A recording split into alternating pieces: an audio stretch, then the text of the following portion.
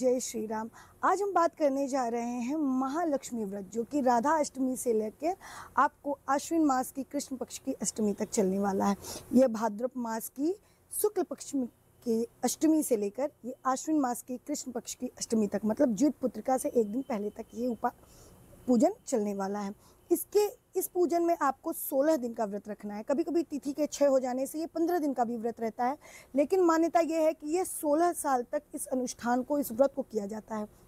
इसको जो भी स्त्रियां, जो भी पुरुष करते हैं, उनके घर में धन, वैभव, ऐश्वर्य सब कुछ माता लक्ष्मी देती हैं। तो इसको हम राधा अष्टमी के नाम से, दूसरी चीज़ इसको हम दुर्वा अष्टमी के नाम से इस दिन को जानते हैं, तीसरी चीज़ इसको हम महालक्ष्मी व्रत के नाम से जानते हैं और सुलहिया व्रत के नाम से भी जानते हैं। आपको इसके अंदर एक विशेष पूजन करना रहता है। आपको जो कच्चा सूत होता है सफ़ेद कलर का, उस कच्चे सूत को लेना है और आपको करना क्या है कि आपको उसको अपने हाथ से, यहाँ से लेके आपको यहाँ तक मतलब आपको सवा हाथ इसको कहते हैं, आपको इतना लंबा लेके उसको 16 बार उस धागे को घुमा लेना है और फिर उसके अंदर आपको 16 गांठ लगानी है।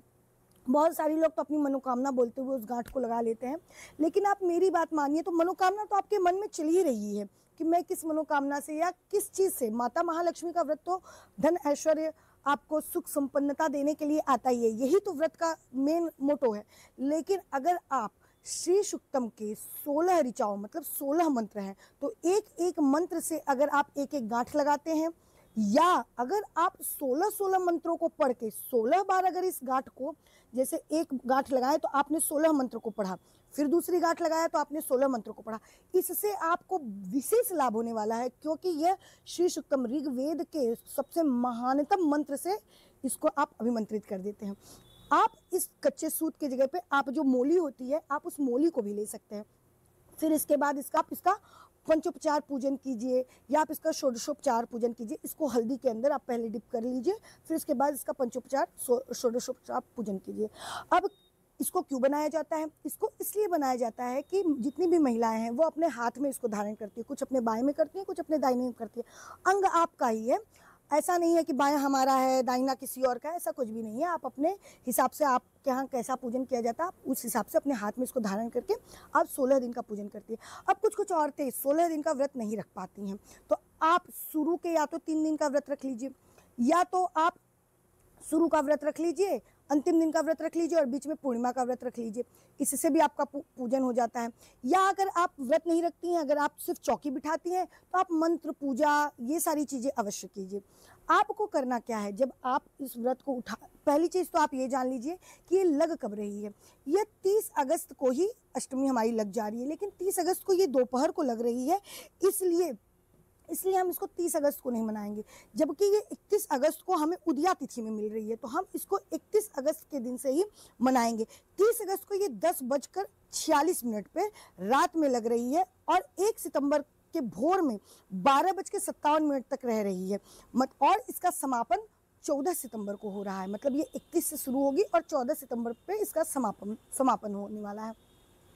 अब आपको करना क्या है, 31 सितंबर की सुबह जब आप उठती हैं तो ब्रह्म मुहूर्त में उठिए, आपको नहाना धुलना है और जब भी आप नहाइए तो अपने पानी में या तो दुर्वा डाल लीजिए या तो अपने सर पर दुर्वा रखकर आप इसका स्नान कीजिए। वैसे तो ये रविवार को है, तो रविवार को तीज के बाद पड़ने वाला बड़ा जो रविवार होता है उसका भी व्रत है, कुछ लोग उसका भी व्रत रखती हैं। अब आपको नहाने के बाद आपको ये शुद्ध कपड़े पहनना है और आपको संकल्प लेना है। आप पूजन सबसे पहले क्या कीजिए कि आप चौकी बिठाइए माता की। मैं आपको मुहूर्त स्क्रीन पे दे देती हूँ कि जो मेन मुहूर्त है वो मुहूर्त क्या होने, मैं आपको मुहूर्त बता देती हूँ कि वो मेन मुहूर्त क्या होने वाला है। मैं स्क्रीन पे आपको मुहूर्त डाल देती हूँ कि आपको कितने बजे चौकी बिठानी है। एक तो सुबह का मुहूर्त है, दूसरा अभिजीत मुहूर्त है। अगर आपको सुबह, आपके घर में बच्चे हैं या आपके ऑफिस गोइंग लोग हैं, लेकिन उस दिन संडे है, अगर आप चाहें तो आप सुबह के शुभ मुहूर्त में बिठा सकते हैं। नहीं भी अगर आपको टाइम है तो आप अभिजीत मुहूर्त, जो कि दोपहर के समय मिल रहा है, आप उसमें भी बिठा सकते हैं। मैं आपको मुहूर्त स्क्रीन पर दे रही हूँ। दूसरी चीज़ ये है कि आपको करना क्या है, आपको सबसे पहले तो जिस जगह पे आपको चौकी लगानी है वहाँ साफ़ सुथरा करके, वहाँ पे आपको जो गेरू होता है पहले आप तो अब या तो आपको गोबर अगर नहीं मिलता है तो गोबर की जगह पे आप गेरू से उसका लेपन कीजिए। उसके बाद आप उसके ऊपर नहीं कुछ मिलता है तो जैसे हमारे यहाँ कभी भी शुभ काम कोई भी होता है तो हम या तो रंगोली निकालते हैं। पुराने ज़माने में रंगोली नहीं निकालते थे तो आटे से चौक पूरते थे।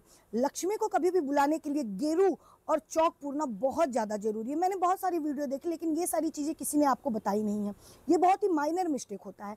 आपको गेरू से या गोबर से उतने दूर को लीपना है, चाहे भले ही आप टाइल्स पे ही क्यों ना लगा रही हूँ, भले आपका पूजन का जगह है, इससे शुद्धिकरण करना है। आपको उसका शुद्धिकरण करने के लिए गोमूत्र या गुलाब जल से, गंगा जल से उसको छिड़क के साफ करके पोंछ कर वहाँ पे आपको गोबर लीपना है या तो आपको गेरू से वहाँ लीपने के बाद आपको चौक पूरना है। चौक के बाद आपको आम की चौकी लगानी है और आम की चौकी के चारों पैरों में आपको गेरू लगा के उसमें रक्षा और कलावा जरूर बांधना है। फिर उसके बाद आपको उसके ऊपर लाल कपड़ा बिछाना है। लाल कपड़ा बिछा के आपको अष्टदल कमल आपको मैं बना के बता दूंगी। आपको अष्टदल कमल आपको चावल से बनाना है। उसके ऊपर आपको जो 16 दानों का कमलगट्टे का माला होता है उसके ऊपर माता की प्रतिमा स्थापित करनी है। वैसे तो मेरे पास चांदी की लक्ष्मी माता है, मैं उनको स्थापित करती हूँ, लेकिन अगर आप फोटो या मूर्ति स्थापित करती हैं तो आपको ध्यान देना है कि आपको गज स्वरूप माता लक्ष्मी की फोटो लेनी है, आपको उसको स्थापित करना है। इसको स्थापित करने के बाद आपको ध्यान देना है कि आपको कलश स्थापित करना है, आपको गौरी गणेश से स्थापित करना है।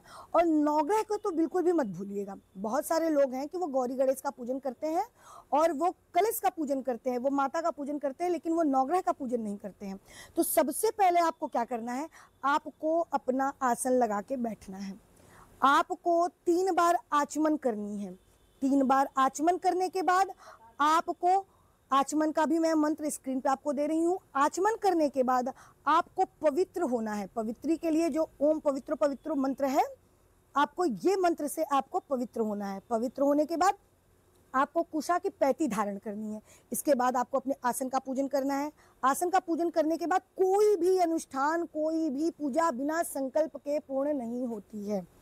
आपको संकल्प में ये बात कहनी है कि आप कितने दिन की चौकी रख रही हैं, या आप कितने दिन का व्रत कर रही हैं, या व्रत में आप फलाहार पे रहेंगी, या आप नमक का सेवन करेंगी। हर चीज़ को अपने मन में विचार करना है और साथ में मंत्र के साथ अपने नाम गोत्र, अगर आपके पास गोत्र आपको नहीं पता है तो आप अपने नाम, अपने पति के नाम, अगर शादीशुदा हैं तो अपने पति के नाम, और अपने जहाँ जिस स्थान पर आप रहती हैं उस स्थान का नाम, कौन से दिन आप पूजा कर रहे हैं, ये बोलकर आपको संकल्प लेना है।